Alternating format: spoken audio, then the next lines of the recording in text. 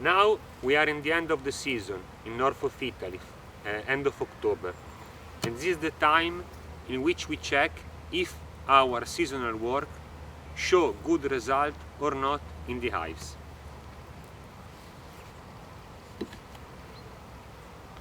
The beginning, the most important things in that moment to check in the hives if we have healthy bees. Bees that show good population, good honey reserve, and bees that are able to manage the immunitary cost.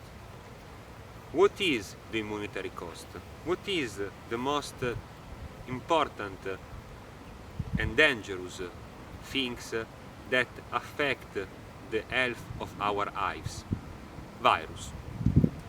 Sure, the management of Varroa is very important in a selection way and in treatment, but it's not enough, because Varroa is the most important biological vector of the virus charge, but is not the only way of transmission of virus inside the hives. We are different other way of transmission.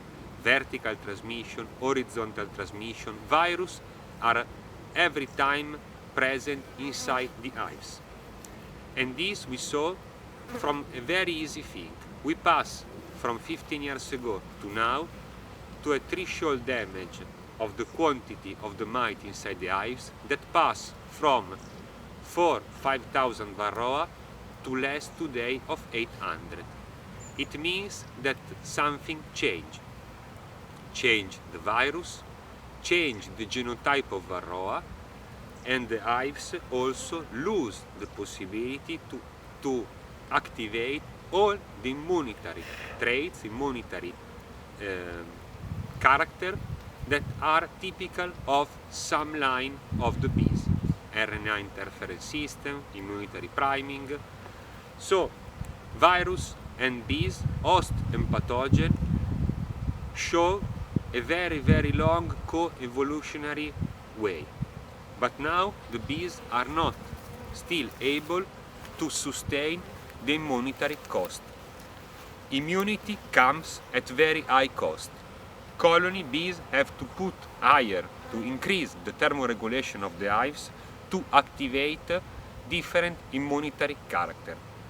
This means loss of premature aging of the bees, high consumption of honey, and if this immunitary cost go wrong, we see in that moment of the season depopulation in the hives. So we pass in 15 days, 20 days from 8 frames of bees to 4 frames of bees without food in the hives. This comes also because of a lot of environmental stressors, climate change, loss of biodiversity, loss of quality and quantity of pollen and nectar. But in a way that we can manage, in our work, we can do a lot of things to manage and to reduce this problem. In the beginning, we have to work in the genetic way, so we have to choose lines that are able, in a way, to reduce the quantity of the mite inside the hives during the season, but not all the mite, because there are different genotype of the mite inside the hives. And colonies that are able, in that time of the season, to reduce the virus charge inside the hives, and able to sustain the immunitary cost that the bees need in that time to reduce the replication of the virus inside the colony.